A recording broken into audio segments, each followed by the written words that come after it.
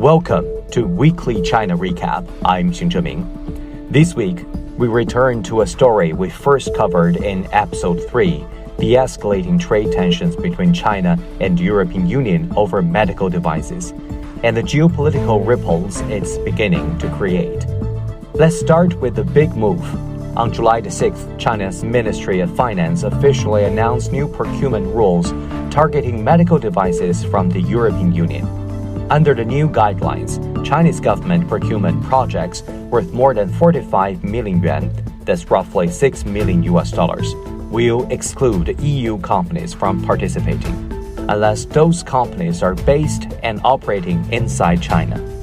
This move is seen as a direct countermeasure to the EU's own restrictions.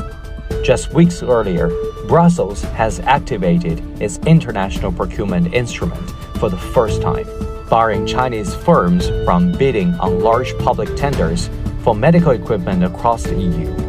In doing so, the EU effectively shut Chinese suppliers out of a 60 billion euro market, citing concerns over fair access and reciprocal treatment.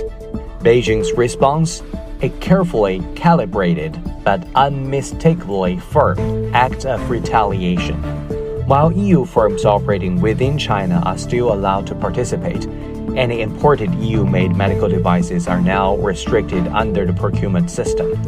China's Ministry of Commerce called the EU's actions unilateral and discriminatory and emphasized that China has sought dialogue but was forced to act to defend fair competition and protect Chinese companies. Industry voices are not staying silent. MedTech Europe, the EU's Medical Device Association, warned that these measures risk deepening trade tensions and could deprive patients of vital technologies. The European Chamber of Commerce in China echoed these concerns, noting that the move adds new uncertainty to an already complicated trade environment. But this dispute isn't happening in a vacuum.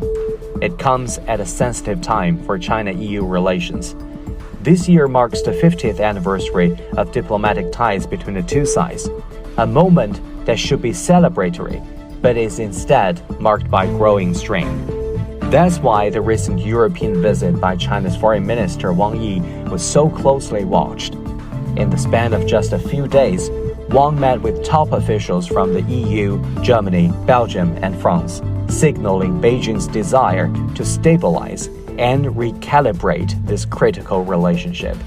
Wang emphasized that mutual trust and strategic autonomy must remain the foundation, even as the two sides clash on trade, tech, and security. Let's zoom out for a moment.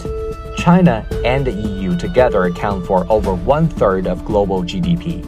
In 2024, their bilateral trade hit 213 billion euros.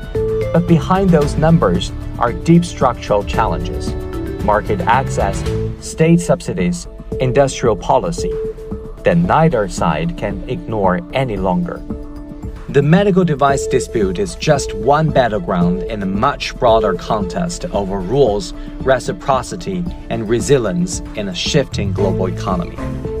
And while diplomacy may be working behind the scenes, with both sides leaving room for future negotiations, this latest tit-for-tat reminds us of the very fragile balance at the heart of the China-EU ties. As the China-EU Leaders Summit approaches later this month, all eyes will be on whether these two economic giants can move from retaliation to reconciliation, or whether further escalation lies ahead. That wraps up this episode of Weekly China Recap. I'm Xing Zheming.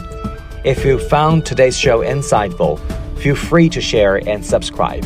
And if there's a China-related issue you'd like us to unpack in the future, drop me a message.